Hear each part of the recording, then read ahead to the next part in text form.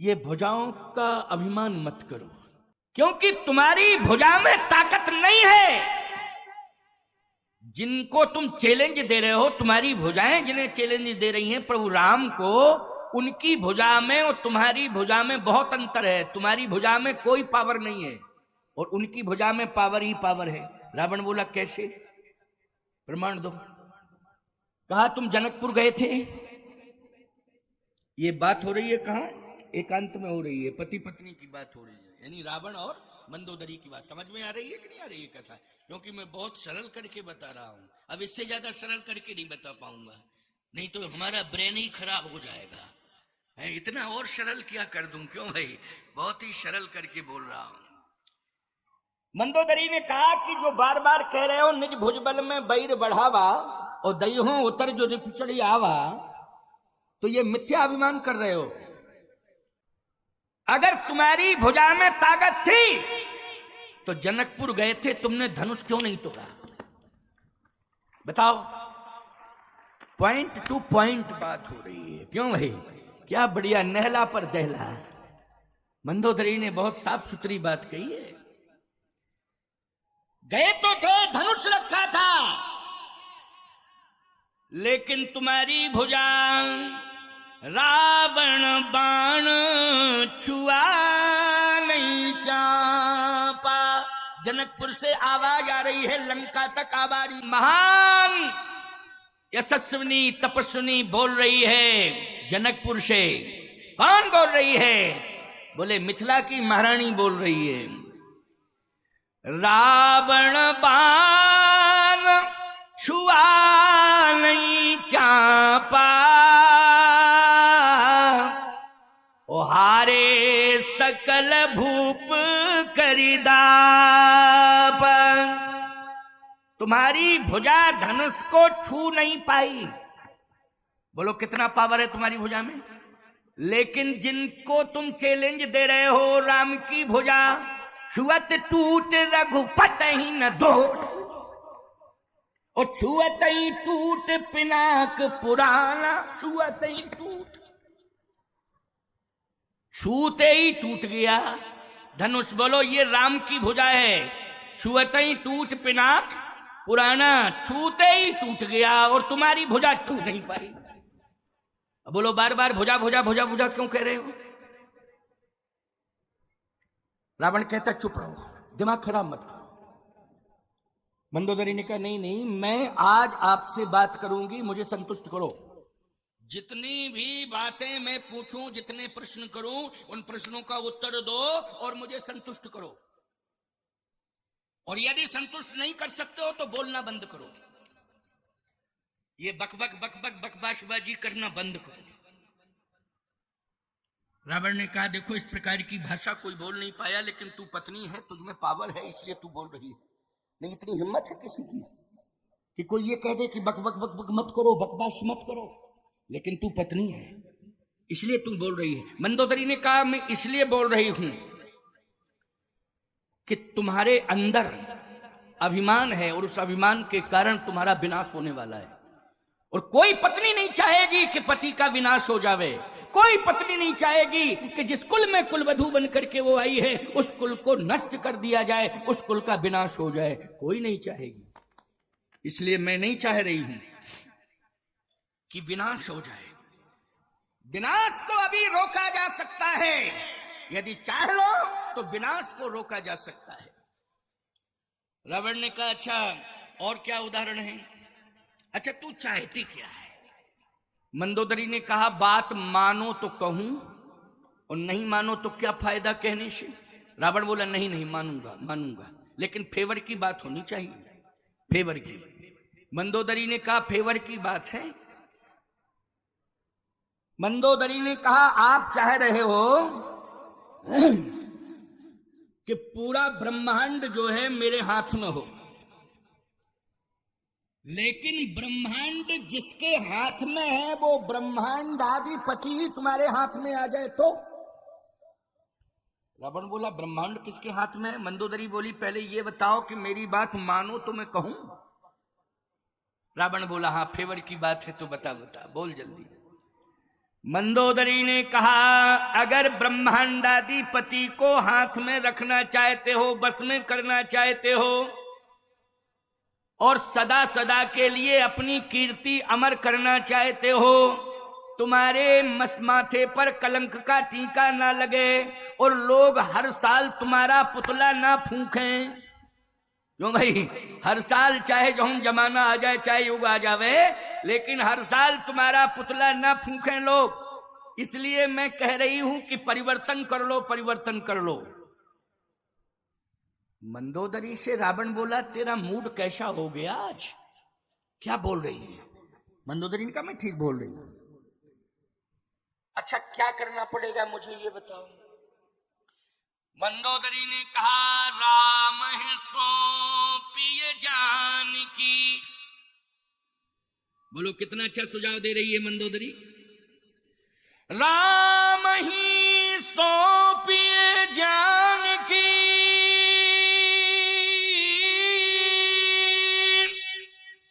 नाय कमल पद्मा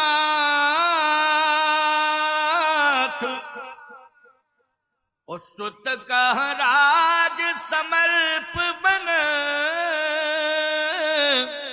जाहे भजो रघुनाथ। कल्याण इसी में है, इन भुजाओं से राम को चुनौती मत दो। ये भुजाएं चलें और जानकी जी के सामने हाथ जोड़ें। तुम्हारी भुजा भी हमारी भुजाएं, दोनों हाथ जोड़ के क्षमा मांगे। हे मां मैथिली, हे जानकी, हे जनक नंदिनी, क्षमा करो, मुझसे भूल हो गई। बस इतने ही शब्द तो कहना है और प्रभु राम के समक्ष ले जाएं और उनके हाथों में जानकी को सौंप दें और फिर लंका वापस नहीं आना है।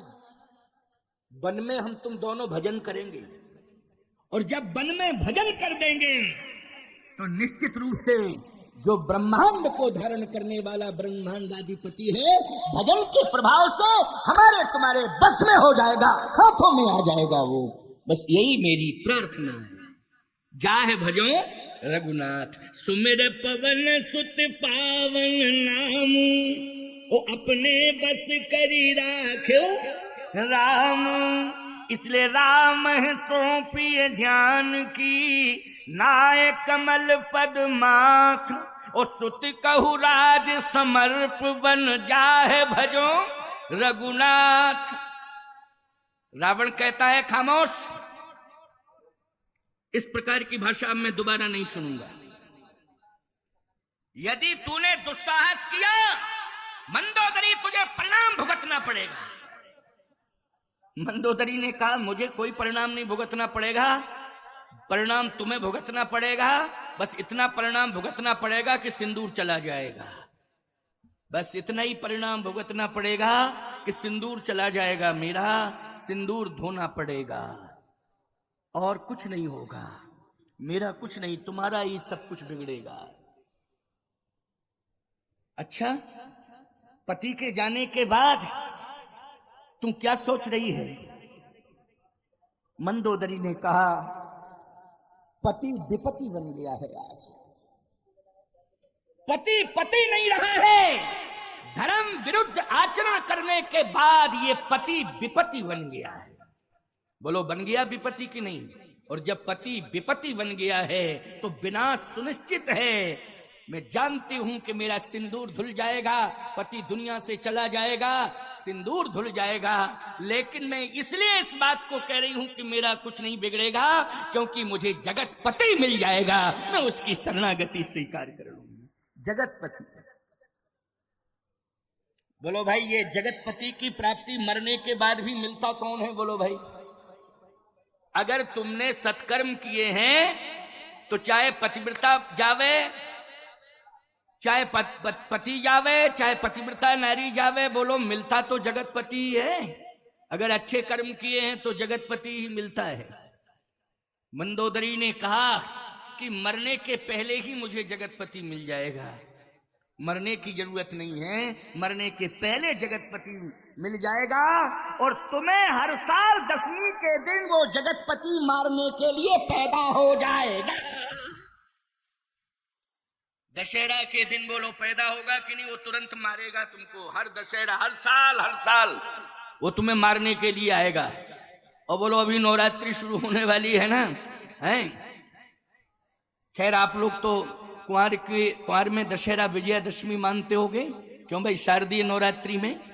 लेकिन सत्य तो यह है कि हर वर्ष विजयादशमी के दिन बड़ा रावण बनाया जाता है कि नहीं?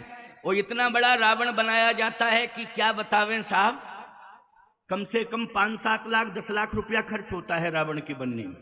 रावण सस्ता नहीं बनता है, रावण बहुत महंगा हो गया है। क्यों? मेरी कथा जो है मध्य प्रदेश में मनेन्द्रगढ़ में हो रही थी। वहां पर बहुत बड़ा रावण विजयादशमी को बनता है। तो 9वीं तक मेरी कथा, लोगों ने कहा महाराज विजयादशमी को भी आपको कथा कहनी पड़ेगी। तो अब 9 दिन तक उसी ग्राउंड में जहां मेरी कथा हो रही थी, तो रात्रि में कथा होती थी, दिन में रावण बनता था। हम देखते रहते थे क्योंकि ग्राउंड ही में बन रहा था। तो 9 दिन तक हम देखते रहे। दिन में रावण, इतने बड़े बड़े बम विस्फोटक सब उसके अंदर डाले गए और हम 9 दिन तक देखते रहे। अब लोगों ने रावण के आगे हमारा मंच लगा दिया और कहे महाराज जैसे ही आप ये कहेंगे कि मरती बार घोर रो भारी, कहां राम रण हतो पचारी, जैसे ही आप चौपाई कहेंगे उसी समय हम रावण को, राम जी को सामने कर देंगे और रावण मर जाएगा। अब 2 घंटे हम पब्लिक की तरफ देखें और रावण की तरफ देखें। ऐसे कहे महाराज आज आप इस तरह से कथा कह रहे हैं भयभीत होकर के। मैंने कहा 2-3 कुंटल बारूद भरी है, किसी शरारती ने अगर पहले ही से आग लगा दी तो पहले मेरा वध होगा, बाद में रावण का वध होगा। मैंने कहा मैंने 9 दिन तक देखा है, इस रावण के शरीर में 2 कुंटल विस्फोटक सामग्री भरी पड़ी है।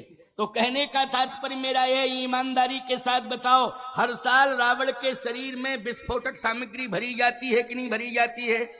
बोलो भाई। और उसे फूंका जाता है, जलाया जाता है। तात्पर्य कहने का मेरा यह है कि कीर्ति कलंकित हो गई है और आज तक वो कलंक मिट नहीं पा रहा है प्यारे। बोलो मिट नहीं पा रहा है आज तक। कितने युग बीत गए, 11 लाख वर्ष पहले की बात है, 11 लाख वर्ष हो गए, लेकिन अभी भी रावण का कलंक मिटा नहीं है। उसे हर वर्ष मारना ही पड़ता है। ऐसा जीवन में कभी काम नहीं करना चाहिए प्यारे, जिससे कलंक कभी मिट ही ना पावे। और उस कलंक को नष्ट करने के लिए समाज को लाखों रुपया खर्च करने पड़े, इसके बाद भी नहीं मिटता है। बोलो, लाखों रुपया विजयादशमी को खर्च हो जाते हैं, फिर पैदा हो जाता है साल भर में, और फिर लाखों रुपया खर्च करने पड़ते हैं। तो वो कलंक 11 लाख साल हो चुके हैं, लेकिन कलंक अभी तक मिट नहीं पा रहा है। मंदोदरी ने कहा इसलिए मैं प्रार्थना कर रही हूं, मेरी बात मान लो।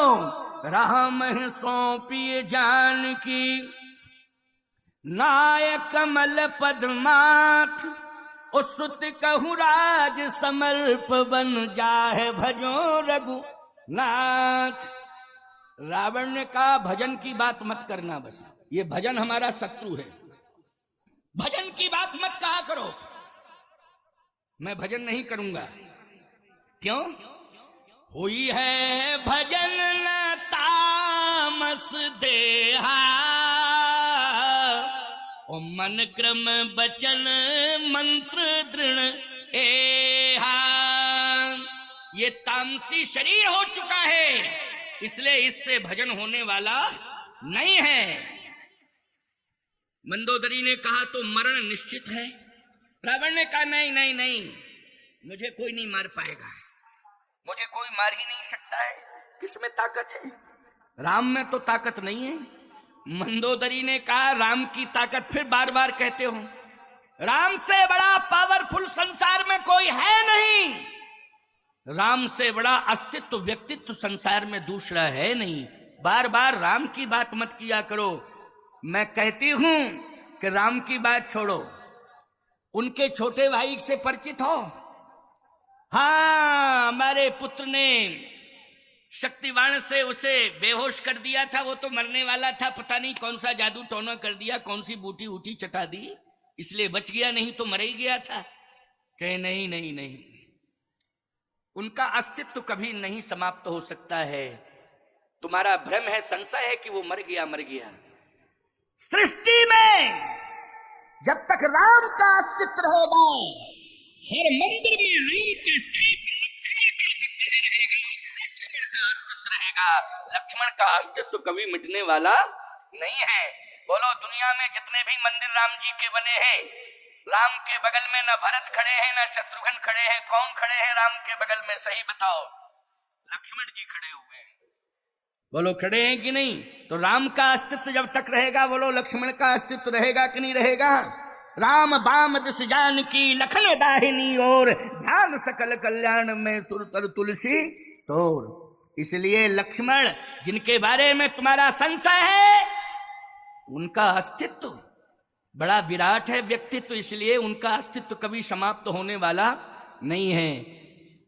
उनके छोटे भाई की विशेषता जानते हो? रावण ने कहा कि हाँ जानता। विशेषता? क्या विशेषता है? मंदोदरी ने कहा उनके छोटे भाई लक्ष्मण ने एक रेखा खींच दी थी जब तुम सीता का हरण करने गए थे। रावण बोला हाँ, रेखा तो खींच दी थी, लेकिन रामानुज लघु रेख खिंचाई, और सो नहीं लागे वस मनुसाई। उनके छोटे भाई लक्ष्मण ने एक रेखा खींच दी थी, लेकिन तुम रेखा के अंदर नहीं जा पाए।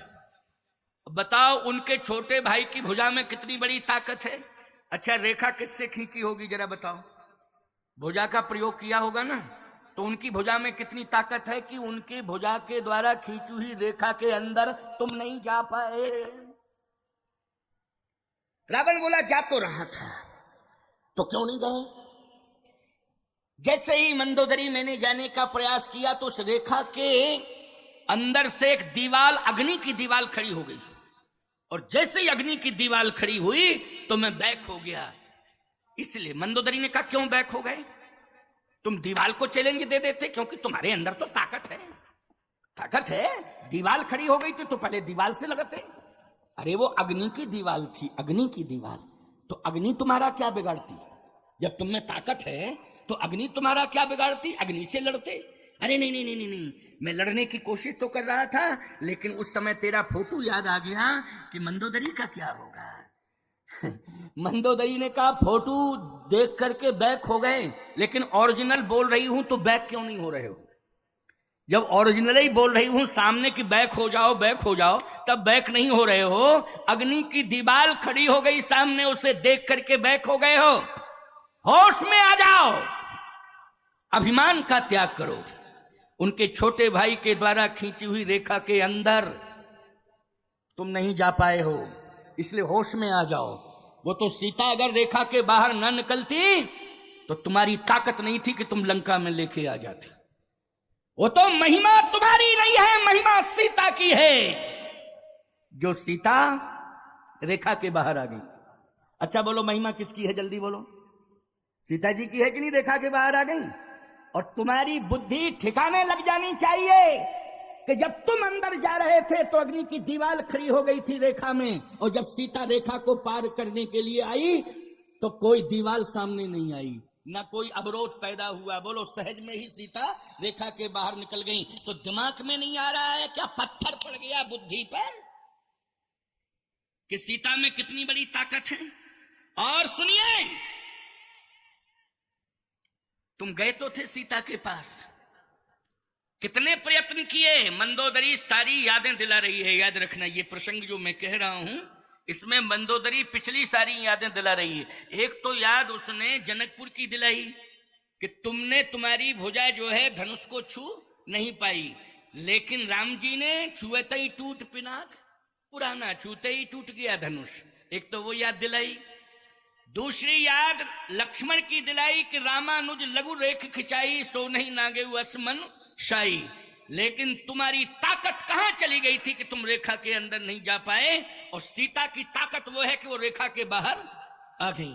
उस समय अग्नि की दीवार खनी है, लंका की रहने वाली है, लंका की महारानी है, लेकिन वो महिमा किसकी बता रही है? राम की महिमा बता रही है क्योंकि राम की महिमा अनंत है, इसलिए राम अनंत है, राम की महिमा अनंत है और राम की कथाएं भी अनंत हैं, इसलिए हरि अनंत हरि कथा अनंता।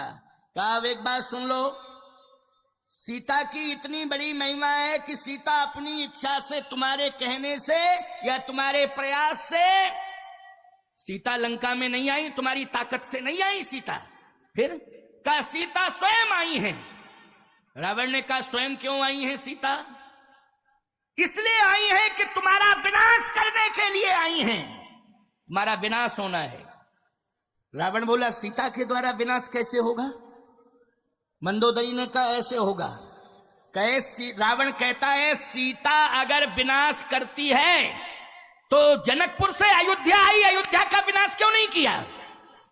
जब जनकपुर से अयोध्या में आई सीता तो जनकपुर से अयोध्या में आई सीता, अयोध्या का विनाश क्यों नहीं हुआ? लंका में सीता आई तो सीता लंका का विनाश कर देगी। सीता वही है कि बदली हुई सीता है? जो जनकपुर से अयोध्या आई थी वो सीता अलग है मंदोदरी, और जो पंचवटी नासिक से लंका में सीता आई है वो सीता अलग है। मंदोदरी ने कहा नहीं, अलग नहीं है, वही सीता है। तो फिर जब अयोध्या का विनाश नहीं हुआ तो लंका का कैसे हो जाएगा? मंदोदरी ने कहा कि अयोध्या में सीता वरण करके लाई नहीं। बोलो भाई मंदोदरी क्या कह रही है? जनकपुर से अवधपुर में अयोध्या में सीता आई हैं तो वरण करके लाई गई हैं, और पंचवटी नासिक से लंका में सीता आई हैं वो हरण करके लाई गई हैं। जब नारी घर में वरण करके लाई जाती है तो घर का विकास होता है, और जब नारी घर में हरण करके लाई जाती है तो घर का विनाश हो जाता है। इसलिए तुम्हारी लंका का विनाश होने वाला है, क्योंकि हरण करके तुम लाए हो। बोलो वरण में और हरण में अंतर है कि नहीं?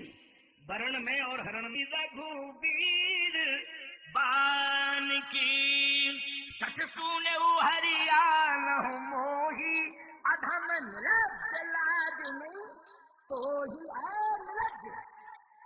तुझे लज्जा नहीं आ रही है? तू रघुनाथ के प्रभाव को नहीं जानता है, रघुवीर के बाण के प्रभाव को नहीं जानता है, तुझे लज्जा नहीं आ रही है? निर्लज्ज निर्लज्ज निर्लज्ज। जैसे ही कहा निर्लज्ज सीता ने तो रावण कहता है क्या कह रही हो निर्लज्ज? मुझसे कह रही हो निर्लज्ज? मंदोदरी सामने आ गई। मंदोदरी ने कहा सीता ने तो कहा ही है निर्लज्ज, मैं कह रही हूं निर्लज्ज निर्लज्ज निर्लज्ज। तेरे जैसा संसार में कोई निर्लज्ज नहीं है। रावण ने कहा तू तो मेरी पत्नी है मंदोदरी, तुझे तो ऐसा नहीं कहना चाहिए। सीता कह रही है वो तो शत्रु की पत्नी है, लेकिन तू मेरी पत्नी है, तू निर्लज्ज क्यों कह रही? सीता ने एक बार निर्लज्ज कहा, तूने 3 बार कहा निर्लज्ज निर्लज्ज निर्लज्ज। मंदोदरी ने कहा इसलिए मैं कह रही हूं 3 बार निर्लज्ज निर्लज्ज निर्लज्ज, कि मैं पत्नी हूं और तुम मेरे सामने ही मुझे दांव पे लगा रहे हो। रावण ने मंदोदरी को दांव पे लगाया और क्या कहा? कही रावण सुन सुमुख सयानी, मंदोदरी आदि सब रानी, तब अनुचरी करहु पन मोरा, एक बार बिलोक ममोरा। ए सीता एक बार मेरी ओर देखो तो मैं तुम्हें लंका की महारानी बना दूंगा, और जो लंका की महारानी मंदोदरी है उसे तुम्हारी नौकरानी बना दूंगा। ये नौकरानी बनके तुम्हारी सेवा करेगी और तुम महारानी बन करके सोने की लंका में रहोगी। लेकिन सीता जी ने कहा निर्लज्ज, तुझे लज्जा नहीं आ रही है? अधम निर्लज्ज लाज नहीं तोई। मंदोदरी ने जैसे ही सीता की वाणी सुनी निर्लज्ज निर्लज्ज, तो मंदोदरी तुरंत सामने आ गई और कहती है सीता ठीक कह रही हैं, तुम निर्लज्ज हो निर्लज्ज हो निर्लज्ज हो। रावण ने कहा तुझे निर्लज्ज नहीं कहना चाहिए। मंदोदरी ने कहा मैं कहूंगी निर्लज्ज, क्योंकि लज्जा तो सीता बचा रही हैं, तुम तो निर्लज्ज हो। मेरी लज्जा तुमने दांव पे लगाई है, लेकिन मेरी लज्जा को सीता ने बचाया है। तुमने दांव पे लगाया है, सीता ने बचाया है। और मंदोदरी ने सीता जी के चरण पकड़ लिए रावण के सामने ही। मंदोदरी ने रावण के सामने ही सीता जी के चरण पकड़ लिए। जैसे ही सीता जी के चरण पकड़े, रावण कहता हट हट क्या कर रही है तू? शत्रु की पत्नी के चरण पकड़े हैं, मेरी पत्नी होते हुए, महारानी होते हुए तू शत्रु की पत्नी के चरण पकड़े हुए। मंदोदरी ने कहा हट जाओ। अब मैं इन चरणों को छोड़ने वाली नहीं हूं। अब मैं इन चरणों को छोड़ने वाली नहीं हूं। किसके चरण पकड़े हैं मंदोदरी ने रावण के सामने? बोलो, ये अशोक वाटिका की कहानी है। रावण के सामने पकड़े। रावण कहता हट हट। मंदोदरी ने कहा नहीं नहीं, अब तुम ही हट जाओ, मेरी नजरों के सामने से हट जाओ। अगर तुम्हारे अंदर ताकत है तो मेरी गर्दन पर कृपाण चला दो। मैं मरने के लिए तैयार हूं, लेकिन सीता के चरण छोड़ने के लिए अब मैं तैयार नहीं हूं। सदा सीता के चरणों को ही पकड़े रहूंगी। मैं मर सकती हूं, लेकिन सीता के चरण नहीं छोड़ सकती हूं। रावण ने कहा इतनी प्रभावित सीता से तू क्यों हो गई मंदोदरी? मंदोदरी ने कहा इसलिए कि मैंने सहा है अपमान वाटिका में आज, शायद सहा होगा और किसी नारी ने। ये मंदोदरी कह रही है रावण से, मैं इसलिए प्रभावित हूं जानकी से, सीता से, मैथिली से। इनके चरणों को मैं पकड़े हूं, अब मैं पकड़े ही रहूंगी, इन चरणों को कभी छोड़ूंगी नहीं, क्योंकि मैंने सहा है। अगर तुम दुर्भाग्य को सौभाग्य में बदलना चाहते हो तो आ जाओ, तुम भी चरण पकड़ लो, पकड़ लो। रावण कहता हट हट हट, मेरे से मत कहे। मंदोदरी ने कहा तो कान खोल करके सुन लो, मैं इनके चरणों को अब छोड़ने वाली नहीं हूं। मैंने सहा है अपमान वाटिका में आज, शायद सहा होगा और किसी नारी ने। सीता को प्राप्त करने के लिए मुझको ही दांव पर लगाया है मेरे पति दुराचारी ने। देखो, पति को क्या कहा? दुराचारी। दांव पे लगाया पति मेरे दुराचारी ने, इसलिए सीता की ऋणी हूं, ऋणी नहीं रावण की। अब तो मैं सीता की सदा सदा के लिए ऋणिया हो गई हूं। अच्छा बोलो भाई, हम लोग परमात्मा के ऋण से कभी उऋण नहीं हो पाएंगे। हो पाएंगे क्या?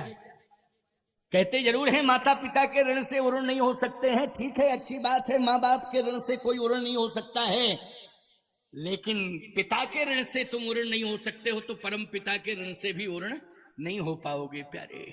उसने जितने उपकार किए हैं उनको तुम कभी चुका नहीं पाओगे। परमात्मा के द्वारा तुम्हें जितना मिला है तुम कैसे वापस लौटा पाओगे? तुम्हारे अंदर ये क्षमता ही नहीं है। इसलिए मंदोदरी कहती हैं मैंने सहा है अपमान वाटिका में आज, और शायद सहा होगा और किसी नारी ने। सीता को प्राप्त करने के लिए मुझको ही दांव पे लगाया पति मेरे दुराचारी ने। इसलिए सीता किंतु जानकी ने एक बार भी निहारा नहीं, किंतु जानकी ने एक बार भी निहारा नहीं। यत्न तो अनेक किए काम के पुजारी ने। मंदोदरी कहती इसलिए अब पति रावण से सीता की ऋणी हूं और ऋणी नहीं रावण की, क्योंकि मेरी तो बचाई लाज जनक दुलारी ने। मेरी तो बचाई लाज जनक दुलारी ने। मेरी प्रतिष्ठा अगर बचाई है तो जनक दुलारी जानकी ने बचाई है। मेरी इज्जत बचाई है तो जानकी माता ने बचाई है। इसलिए अब मैं इनके चरणों को छोड़ने वाली नहीं हूं, सदा इनके चरणों को पकड़े रहूंगा।